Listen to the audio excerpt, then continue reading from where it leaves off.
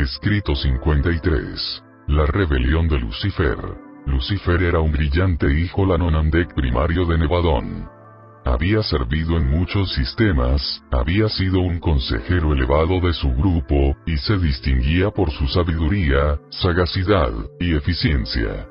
Lucero, o sea, Lucifer era el número 37 de su orden, y cuando fue comisionado por los Melquisedec, se le distinguió como una de las 100 personalidades más hábiles y brillantes entre más de 700.000 de su tipo.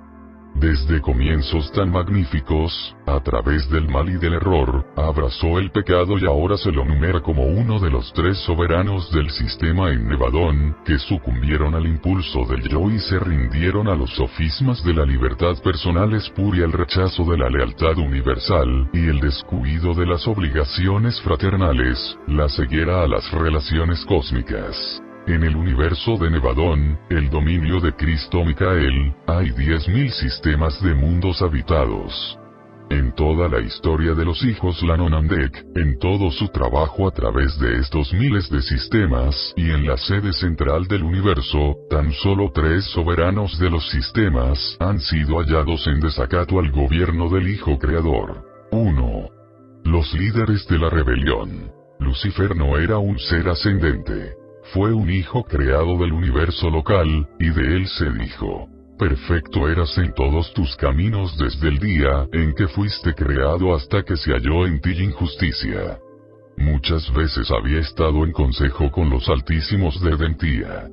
Y Lucifer reinaba sobre la montaña sagrada de Dios, la montaña administrativa de Jerusalén, porque era el ejecutivo en jefe de un gran sistema de 607 mundos habitados. Lucifer era un ser magnífico, una personalidad brillante. Estaba junto a los padres altísimos de la constelación en la línea directa de la autoridad universal. A pesar de la transgresión de Lucifer, antes del auto-otorgamiento de Micael en Urantia, las inteligencias de menor rango evitaron faltarle el respeto y desdeñarlo. Aun el arcángel de Micael, al tiempo de la resurrección de Moisés, no emitió juicio contra él, sino que simplemente dijo: el juez te reprenda. El juicio en tales asuntos pertenece a los ancianos de días, los gobernantes del suprauniverso. Lucifer es ahora el soberano caído y depuesto de Satania. La autocontemplación es sumamente desastrosa, aun para las personalidades excelsas del mundo celestial. De Lucifer se dijo: tu corazón se enalteció por tu hermosura, tu esplendor corrompió tu sabiduría. Vuestro antiguo profeta vio este triste estado cuando escribió: ¿cómo caíste de los cielos, oh lucero, hijo de la mañana? ¿Cómo has sido derribado, tú que te atreviste a confundir a los mundos? Muy poco se oyó acerca de Lucifer en Urantia, debido al hecho de que asignó a su primer ayudante, Satanás, para abogar por su causa en vuestro planeta. Satanás formaba parte del mismo grupo primario de Lanonandek, pero no había actuado nunca como soberano del sistema. Participó plenamente en la insurrección de Lucifer. El diablo no es sino Caligastia, el príncipe planetario depuesto de Urantia y un hijo de la orden secundaria de Lanonandek. Cuando Micael estaba en Urantia en la carne, Lucifer, Satanás y Caligastia se aliaron para precipitar el fracaso de la misión de auto-otorgamiento. Pero claramente fracasaron. Abadón era el jefe del séquito de Caligastia. Siguió a su jefe en la rebelión, y desde entonces ha actuado como jefe ejecutivo de los rebeldes de Urantia. Belcebú era el líder de los seres intermedios desleales que se aliaron con las fuerzas del traicionero Caligastia. El dragón se volvió finalmente la representación simbólica de todos estos personajes malvados. Cuando triunfó Micael, Gabriel bajó de Salvington y encadenó al dragón, todos los líderes rebeldes, por una edad. De los rebeldes seráficos de Jerusalén se ha escrito: y a los ángeles que no mantuvieron su estado primario sino que abandonaron su propia morada, aseguró con fuertes cadenas de oscuridad hasta el juicio del gran día. 2. Las causas de la rebelión. Lucifer y su primer asistente, Satanás, habían reinado en Jerusalén por más de 500.000 años, cuando en su corazón comenzaron a alinearse contra el Padre Universal, y su hijo Micael, por entonces vicegerente. No existían en el sistema de Satania condiciones peculiares o especiales, que sugiriesen o favoreciesen la rebelión. Creemos que la idea se originó y formó en la mente de Lucifer, y que pudo haber instigado dicha rebelión sin importar dónde estuviera estacionado. Lucifer anunció primero sus planes a Satanás, pero se requirieron varios meses para que éste se convirtiera a las teorías rebeldes, se volvió un defensor atrevido y entusiasta de la autoaserción y libertad. Nadie jamás le sugirió a Lucifer la idea de una rebelión. La idea de la autoaserción, en oposición a la voluntad de Micael, y a los planes del Padre Universal, tal como los presentaba Micael, tuvo origen en su propia mente. Sus relaciones con el Hijo Creador habían sido íntimas y siempre cordiales. En ningún momento antes de la exaltación de su propia mente expresó Lucifer abiertamente falta de satisfacción respecto de la administración del universo. A pesar de su silencio, por más de 100 años del tiempo estándar, el unión de días en Salvington había estado reflectando a Ubersa que no reinaba completamente la paz en la mente de Lucifer. Esta información también fue comunicada al Hijo Creador y a los padres de la constelación de Norlatiadec. A lo largo de este periodo Lucifer se volvió cada vez más crítico del plan total de la administración universal, pero siempre profesó lealtad sincera a los gobernantes supremos. Su primera deslealtad abierta se manifestó con motivo de una visita de Gabriel a Jerusalén, apenas unos pocos días antes de la proclamación abierta de la Declaración Luciferina de Libertad. Gabriel tan profundamente se impresionó por la certidumbre de una ruptura próxima que se dirigió directamente a Edentía para conferenciar con los padres de la constelación sobre las medidas a emplear en el caso de una rebelión abierta. Es muy difícil señalar la causa o las causas exactas que finalmente culminaron en la rebelión de Lucifer. Tan solo estamos seguros de una cosa, y eso es: sean cuales fueren estos comienzos, tuvieron origen en la mente de Lucifer. Debe haber existido una vanagloria del yo que se alimentó hasta el punto del autoengaño, de modo que Lucifer, durante un período, verdaderamente se convenció de que su idea rebelde realmente redundaría en el bien del sistema, si no del universo entero. Para cuando sus planes ya le habían llevado al desencanto, sin duda estaba demasiado metido como para que su orgullo original y dañino le permitiese detenerse. En algún momento durante esta experiencia se volvió insincero, y el mal evolucionó en pecado deliberado y volitivo.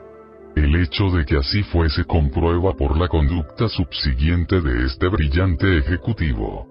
Durante mucho tiempo se le ofreció la oportunidad de arrepentirse, pero tan solo algunos de sus subordinados aceptaron la misericordia ofrecida. El fiel de Díaz de Edentía, por solicitud de los padres de la constelación, presentó personalmente el plan de Micael para la salvación de estos rebeldes flagrantes, pero la misericordia del Hijo Creador fue siempre rechazada y rechazada con desprecio y desdén cada vez mayores. 3. El manifiesto de Lucifer. 632-53-3-1. Cualesquiera hayan sido los orígenes primeros de la desazón en los corazones de Lucifer y Satanás, la explosión final tomó la forma de la Declaración Luciferina de Libertad. La causa de los rebeldes se expresó bajo 3 encabezamientos. 1. La realidad del Padre Universal. Lucifer alegaba que el Padre Universal en realidad no existía, que la gravedad física y la energía espacial eran inherentes al universo, y que el Padre era un mito inventado por los hijos paradisíacos con el objeto de retener el gobierno de los universos en el nombre del Padre. Negó que la personalidad fuera un don del Padre Universal.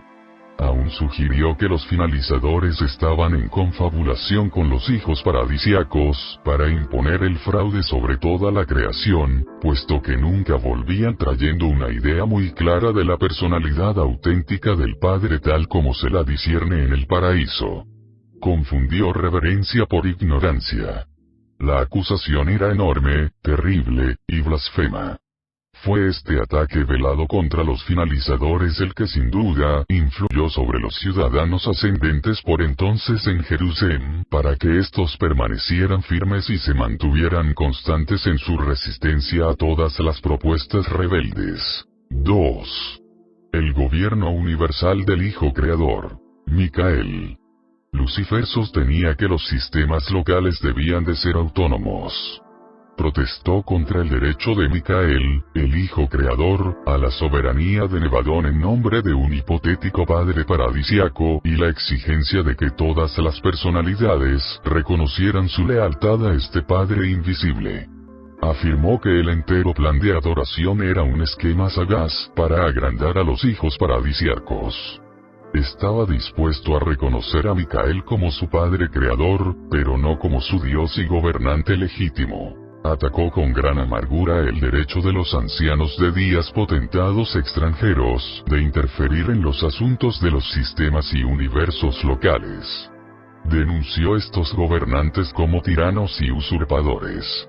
Exhortó a sus seguidores a que creyeran que ninguno de estos gobernantes podía hacer nada para interferir en la operación de la autonomía completa, si los hombres y los ángeles tenían el valor de afirmarse a sí mismos y reclamar atrevidamente sus derechos. Sostenía que se podía impedir a los ejecutores de los ancianos de días actuar en los sistemas locales si los seres nativos se atrevían a afirmar su propia independencia. Mantenía que la inmortalidad era inherente en las personalidades del sistema, que la resurrección era natural y automática, y que todos los seres vivirían eternamente, salvo cuando se lo impidiesen acciones arbitrarias e injustas de los ejecutantes de los ancianos de días. 3. El ataque contra el plan universal de capacitación de los mortales ascendentes. Lucifer sostenía que se gastaba demasiado tiempo y energía en el esquema de capacitar en forma tan completa a los mortales ascendentes sobre los principios de la administración del universo, principios que según él, eran poco éticos pero irracionales. Protestó contra el programa que duraba una entera edad de preparación de los mortales del espacio para un destino desconocido y señaló la presencia del cuerpo de los finalizadores en Jerusalén como prueba de que estos mortales habían pasado edades preparándose para un destino de pura ficción. Burlonamente señaló que los finalizadores habían encontrado un destino no más glorioso que el de volver a las humildes esferas similares a las de su propio origen. Sugirió que demasiada disciplina y capacitación prolongada les habían corrompido y que en realidad eran traidores de sus semejantes mortales puesto que ahora cooperaban en un esquema de esclavización de la creación entera a las ficciones de un mítico destino eterno para los mortales ascendentes. Advocó que los ascendentes debían disfrutar de la libertad de autodeterminación individual. Desafió y condenó el entero plan de ascensión mortal tal como estaba patrocinado por los hijos de Dios paradisiacos y apoyado por el Espíritu Infinito. Y fue con una declaración de libertad de este tipo que Lucifer lanzó su orgía de oscuridad y muerte. 4. El estallido de la rebelión. El manifiesto de Lucifer fue emitido en el cónclave anual de Satán y en el mar de cristal, en presencia de las huestes reunidas de Jerusalén, el último día del año, alrededor de 200.000 años atrás, tiempo de Urantia. Satanás proclamó que se podrían adorar las fuerzas universales físicas, intelectuales y espirituales pero que tan solo se podrá tener lealtad al gobernante presente y actual, Lucifer, el amigo de los hombres y de los ángeles y el Dios de la libertad. La autoaserción fue el grito de batalla de la rebelión de Lucifer. Uno de sus argumentos principales fue que, si el autogobierno era bueno y justo para los Melquisedec y otros grupos, debía de ser igualmente bueno para todas las órdenes de inteligencia. Fue atrevido y persistente en advocar la igualdad de la mente y la hermandad de la inteligencia. Afirmaba que todo gobierno debía limitarse a los planetas locales y a su confederación voluntaria en los sistemas locales. Rechazaba toda la demás supervisión. Prometió a los príncipes planetarios que gobernarían los mundos como ejecutivos supremos. Denunció la ubicación de las actividades legislativas en la sede central de la constelación y la conducta de los asuntos judiciales en la capital del universo. Sostenía que todas estas funciones de gobierno debían estar concentradas en las capitales de los sistemas, y procedió a establecer su propia asamblea legislativa y organizó sus propios tribunales bajo la jurisdicción de Satanás. Y llamó a los príncipes de los mundos apóstatas para que hicieran lo mismo. Todo el gabinete administrativo de Lucifer le siguió y todos prestaron juramento públicamente como funcionarios de la administración del nuevo jefe de mundos y sistemas liberados. Aunque ha habido 2 rebeliones previas en Nevadón, estas acontecieron en constelaciones distantes. Lucifer sostenía que estas insurrecciones no habían triunfado porque la mayoría de las inteligencias fracasó en seguir a sus líderes. Opinaba que el gobierno pertenece a las mayorías, que la mente es infalible. La libertad que le brindaron los gobernantes universales aparentemente contribuyó a alimentar muchas de sus opiniones nefastas. Desafió a todos sus superiores. Sin embargo, no parecieron tomar nota de sus acciones. Se le permitió proseguir en su plan seductor sin obstáculos ni frenos. Todas las demoras misericordiosas de la justicia, las señaló Lucifer como prueba de la incapacidad de los hijos paradisíacos para detener la rebelión.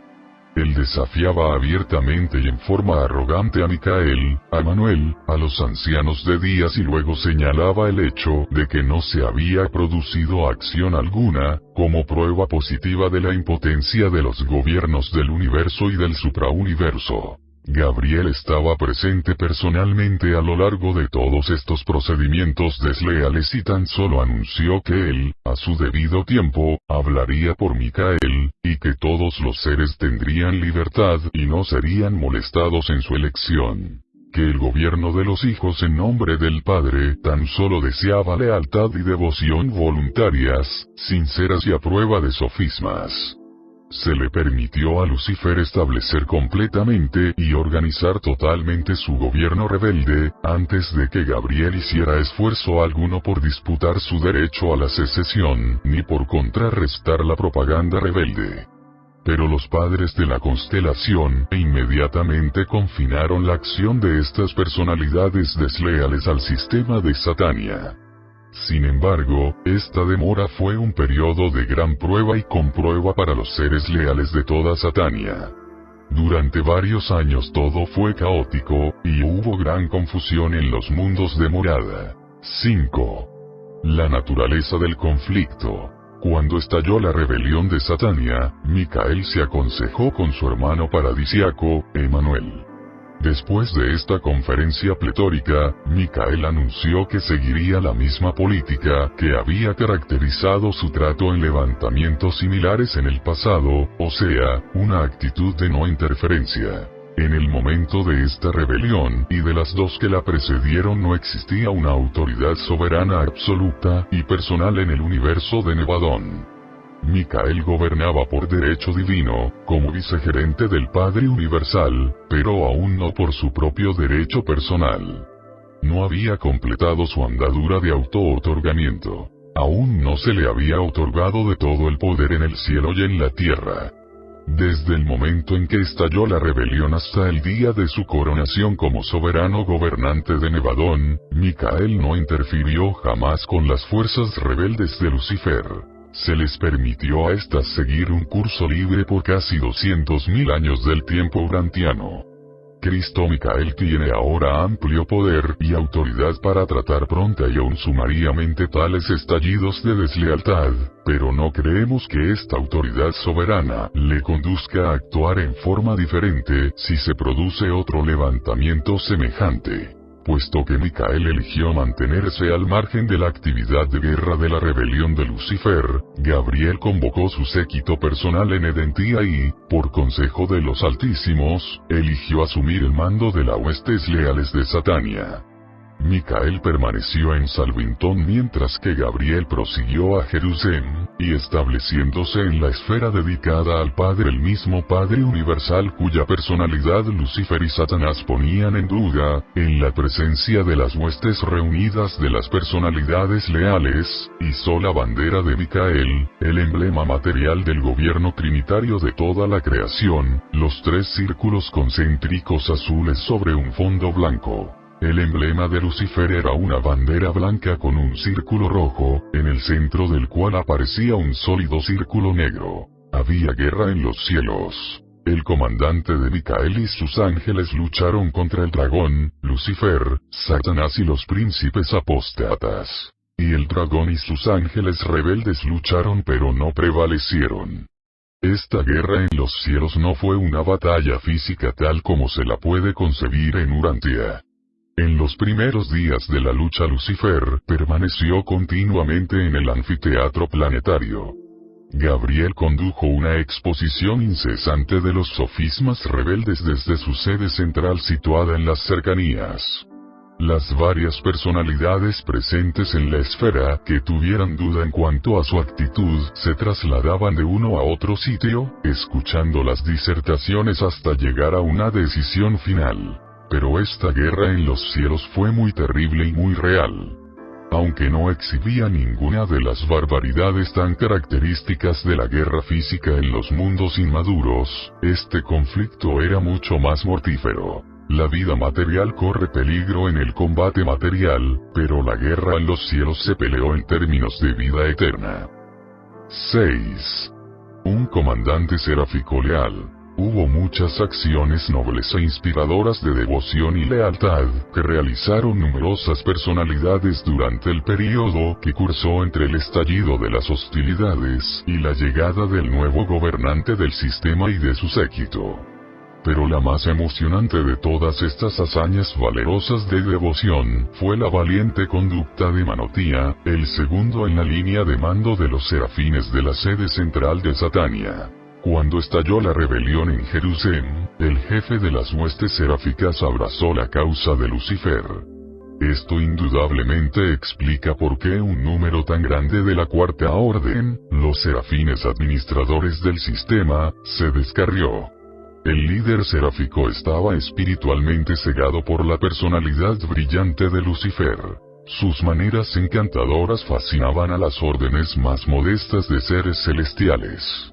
Simplemente no podían comprender que fuese posible que una personalidad tan deslumbrante errara. No hace mucho tiempo, al describir las experiencias vinculadas con el comienzo de la rebelión de Lucifer, Manotía dijo: pero el momento más embriagante fue la emocionante aventura relacionada con la rebelión de Lucifer cuando, en mi calidad de segundo comandante seráfico, me negué a participar en el proyecto de agravio a Micael. Y los poderosos rebeldes intentaron destruirme por medio de las fuerzas de enlace que habían formado. Hubo un tremendo levantamiento en Jerusalén, pero ni uno de los serafines leales sufrió daño. Cuando se produjo la falta de mi superior inmediato, a mí me tocó asumir el mando de las huestes angélicas de Jerusalén como director titular de los confusos asuntos seráficos del sistema. Los Melquisedec me apoyaron moralmente, una mayoría de los hijos materiales me asistió hábilmente. Un enorme grupo de mi propia orden me desertaron, pero los mortales ascendentes en Jerusalén me apoyaron magníficamente. Habiendo sido automáticamente despedidos de los circuitos de la constelación por la secesión de Lucifer, dependíamos de la lealtad de nuestro cuerpo de información, que transmitía los llamados de ayuda a Edentía desde el sistema cercano de Rantulia. Y hallamos que el reino del orden, el intelecto de la lealtad, y el espíritu de la verdad eran inherentemente triunfadores sobre la rebelión, la autoaserción, y la así llamada libertad personal. Pudimos proseguir hasta la llegada del nuevo soberano del sistema, el valioso sucesor de Lucifer. E inmediatamente después de ello, fui asignado al cuerpo de los síndicos Melquisedec de Urantia, tomando jurisdicción sobre las órdenes seráficas leales en el mundo del traicionero Caligastia, que había proclamado que su esfera formaba parte del sistema de nuevo proyecto de mundos liberados y personalidades emancipadas propuesto en la infame Declaración de Libertad emitida por Lucifer en su llamado a las inteligencias amantes de la libertad, librepensadoras y visionarias, en los mundos mal gobernados y mal administrados de Satanás. Este ángel aún sirve en Urantia, actuando como jefe adjunto de los serafines. 7. La historia de la rebelión. La rebelión de Lucifer abarcó todo el sistema. 37 príncipes planetarios en secesión entregaron las administraciones de sus mundos a las filas del archirrebelde. Solo en Panoptía el príncipe planetario fracasó en arrastrar a su pueblo a la rebelión. En este mundo, bajo la guía de los Melquisedec, el pueblo se congregó en apoyo de Micael. Elanora, una joven de ese reino mortal, tomó el liderazgo de las razas humanas, y ni una sola alma de ese mundo trastornado por las luchas se enlistó bajo la bandera de Lucifer. Y desde aquel entonces, estos leales panoptianos han servido en el séptimo mundo de transición de Jerusalén como cuidadores y constructores en la esfera del Padre y en sus 7 mundos de detención que la rodean. Los panoptianos no solo actúan como custodios literales de estos mundos, sino que también ejecutan las órdenes personales de Micael para el embellecimiento de estas esferas para una utilización desconocida del futuro. Hacen este trabajo mientras se detienen ahí, en el camino a Edentía. Durante todo este período, Caligastia advocaba la causa de Lucifer en Urantia. Los Melquisedec se opusieron hábilmente al apóstata príncipe planetario, pero los sofismas de la libertad sin frenos y las ilusiones de la autoaserción tuvieron todas las oportunidades para engañar a los pueblos primitivos de un mundo joven y no desarrollado. La propaganda para la secesión hubo de llevarse a cabo mediante el esfuerzo personal, porque se había suspendido el servicio de misión y todas las demás avenidas de comunicación interplanetaria por acción de los supervisores de los circuitos del sistema. En el momento del estallido de la insurrección, todo el sistema de Satania fue aislado de los circuitos de la constelación y también los del universo. Durante este período, todos los mensajes que llegaban y salían eran despachados por agentes seráficos y mensajeros solitarios. Los circuitos a los mundos caídos también estaban cortados, de modo que Lucifer no podía utilizar esta avenida para fomentar su esquema nefasto. Y mientras el archirrebelde viva dentro de los confines de Satania, no se volverán a establecer estos circuitos. Esta fue una rebelión Lanonandek. Las órdenes más altas de filiación del universo local no se unieron a la secesión de Lucifer, aunque algunos de los portadores de vida estacionados en los planetas rebeldes estuvieron un tanto influidos por la rebelión de los príncipes desleales. Ninguno de los hijos trinidizados se descarrió. Los Melquisedec, los arcángeles y las estrellas brillantes vespertinas se mantuvieron todos leales a Micael y, con Gabriel, lucharon valientemente por la voluntad del Padre y el gobierno del Hijo. Ningún ser de origen en el paraíso participó en la deslealtad. Juntamente con los mensajeros solitarios, establecieron su sede en el mundo del espíritu y permanecieron bajo el liderazgo del fiel de Días en Edentía. Ninguno de los conciliadores traicionó, tampoco ni se descarrió uno solo de los registradores celestiales. Pero hubo grandes pérdidas entre los compañeros morontiales y los maestros de los mundos de morada. De la Orden Suprema de los Serafines, no se perdió ni un solo ángel, pero un grupo considerable de la orden siguiente, la Orden Superior, fue engañado y engatusado. Del mismo modo se descarriaron algunos de la Orden Tercera o Supervisora de Ángeles. Pero el colapso terrible se produjo en el cuarto grupo, los ángeles administradores, o sea los serafines que están normalmente asignados al servicio de las capitales de los sistemas. Manotías salvó a casi 2/3 de ellos, pero un poco más de 1/3 siguieron a su jefe uniéndose a las filas rebeldes. 1/3 de todos los querubines de Jerusalén vinculados a los ángeles administradores, se perdieron con sus serafines desleales. De los auxiliares angélicos planetarios, los asignados a los hijos materiales, aproximadamente 1/3 fueron engañados, y casi 10% de los ministros de transición fueron engatusados. Juan vio esto simbólicamente cuando escribió del gran dragón rojo, diciendo: y su cola atrajo a 1/3 parte de las estrellas del cielo y las lanzó a la obscuridad. La pérdida más grande aconteció en las filas angélicas, pero la mayoría de las órdenes más modestas de inteligencia participaron en la deslealtad. De los 681.217 hijos materiales perdidos en Satania, el 95% se perdieron en la rebelión de Lucifer. Grandes números de seres intermedios se perdieron en los planetas individuales cuyos príncipes planetarios abrazaron la causa de Lucifer. En muchos aspectos esta rebelión fue la más desastrosa y de mayor magnitud de todos estos sucesos en Nevadón. Hubo más personalidades comprometidas en esta insurrección que en las otras dos juntas. Es deshonor eterno para ellos que los emisarios de Lucifer y Satanás no exceptuaron las guarderías de capacitación de infantes en el planeta cultural finalizador, sino que más bien intentaron corromper estas mentes en desarrollo misericordiosamente salvadas de los mundos evolutivos. Los mortales ascendentes eran vulnerables, pero resistieron a los sofismas de la rebelión mejor que los espíritus más bajos. Aunque cayeron muchos en los mundos de morada más bajos, aquellos que no habían logrado la fusión final con sus ajustadores, está registrado para gloria de la sabiduría del esquema de ascensión, que ni uno solo de los integrantes de la ciudadanía ascendente de Satania residentes en Jerusalén, participó en la rebelión de Lucifer.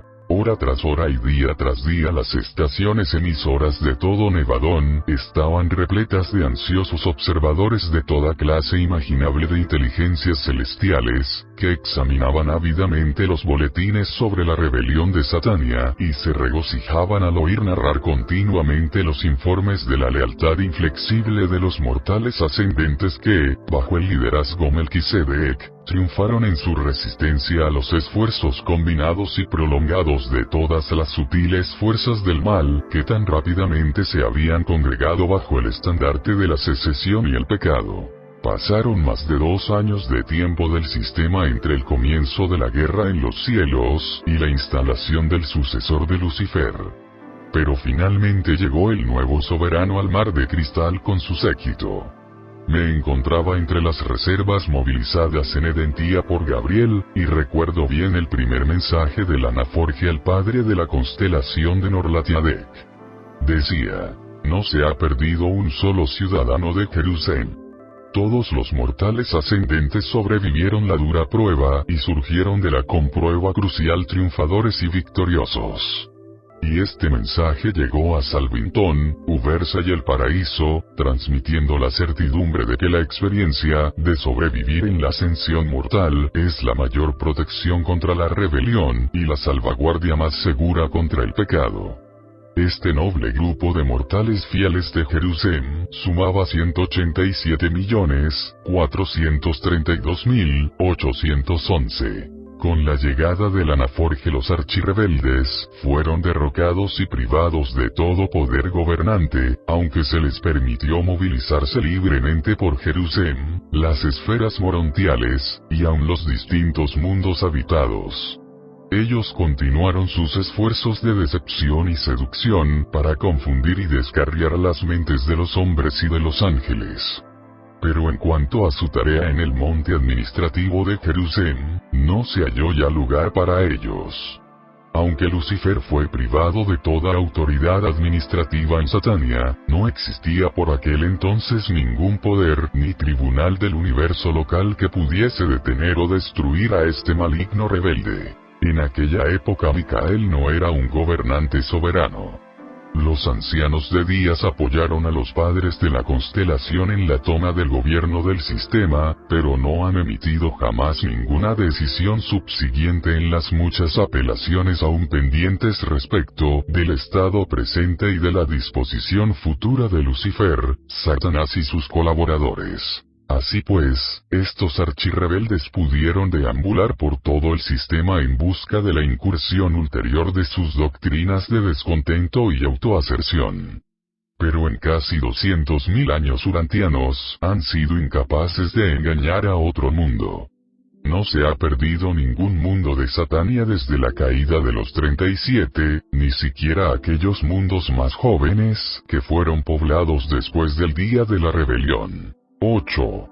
El Hijo del Hombre en Urantia. Lucifer y Satanás deambularon libremente por el sistema de Satania hasta que se completó la misión de auto-otorgamiento de Micael en Urantia. Estuvieron juntos en vuestro mundo por última vez en el momento de su ataque combinado contra el Hijo del Hombre. Anteriormente, cuando los príncipes planetarios, los hijos de Dios se congregaban periódicamente, Satanás también concurría, afirmando que representaba a todos los mundos aislados de los príncipes planetarios caídos. Pero, desde el auto-otorgamiento final de Micael, no se le volvió a acordar dicha libertad en Jerusalén.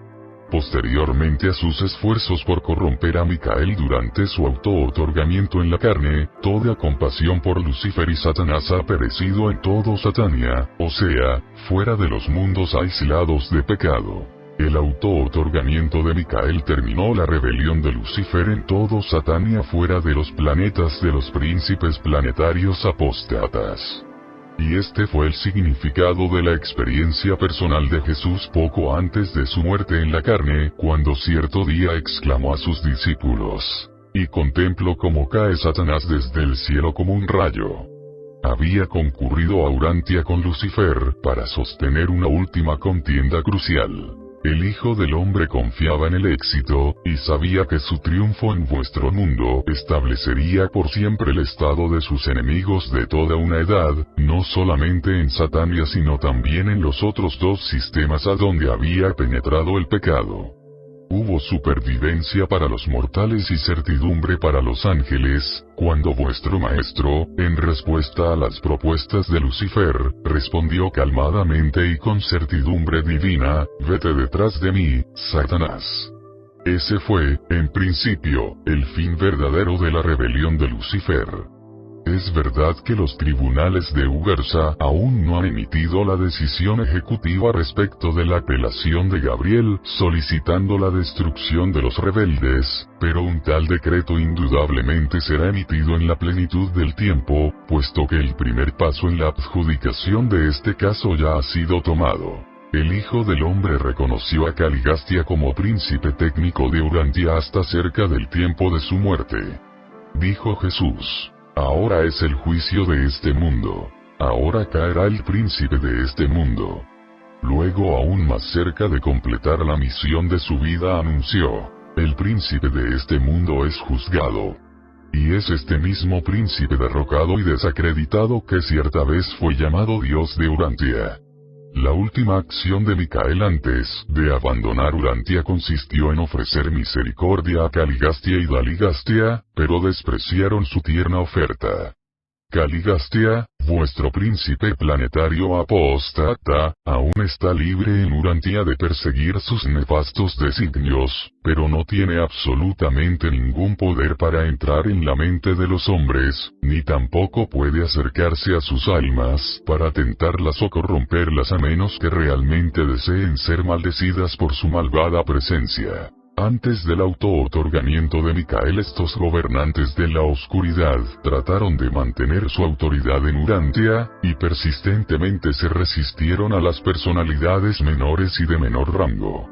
Pero a partir del día de Pentecostés, este traicionero Caligastia y su igualmente despreciable colaborador Daligastia, son serviles ante la majestad divina de los ajustadores del pensamiento paradisiacos, y el protector espíritu de la verdad, el espíritu de Micael, que ha sido derramado sobre toda la carne.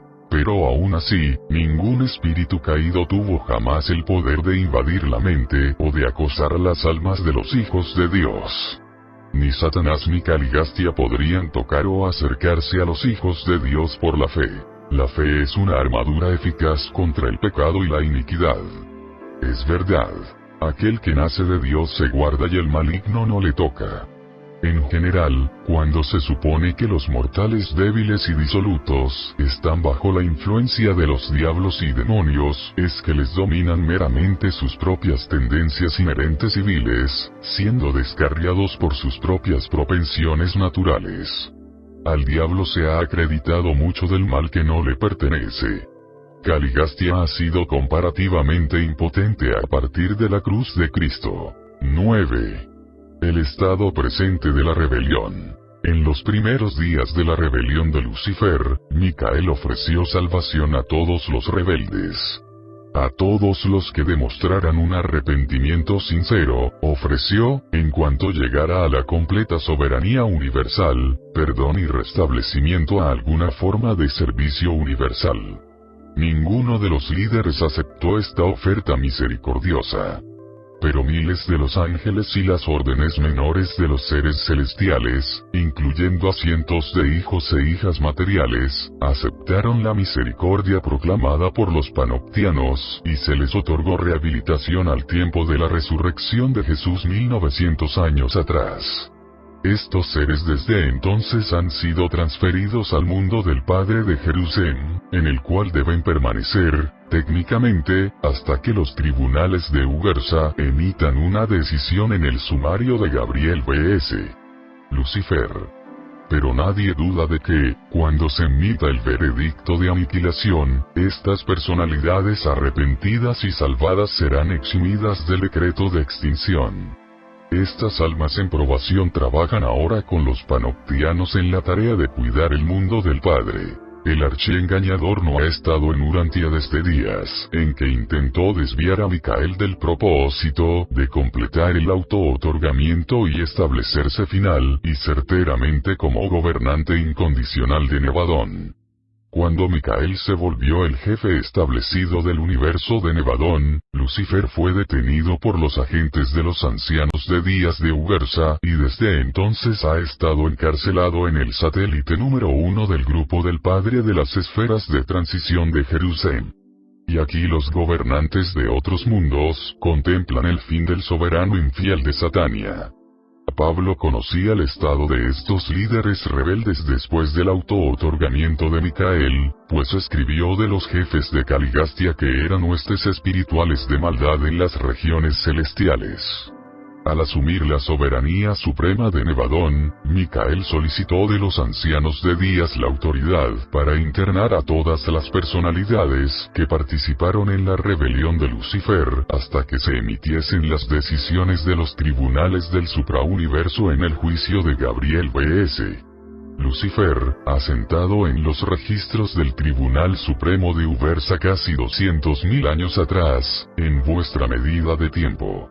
En cuanto al grupo de la capital del sistema, los ancianos de días otorgaron la solicitud de Micael con solo una excepción. Se permitió que Satanás realizara visitas periódicas a los príncipes apóstatas en los mundos caídos hasta que otro hijo de Dios fuera aceptado por estos mundos apóstatas, o hasta el momento en que los tribunales de Ugarsa comenzaran la adjudicación del caso de Gabriel B.S.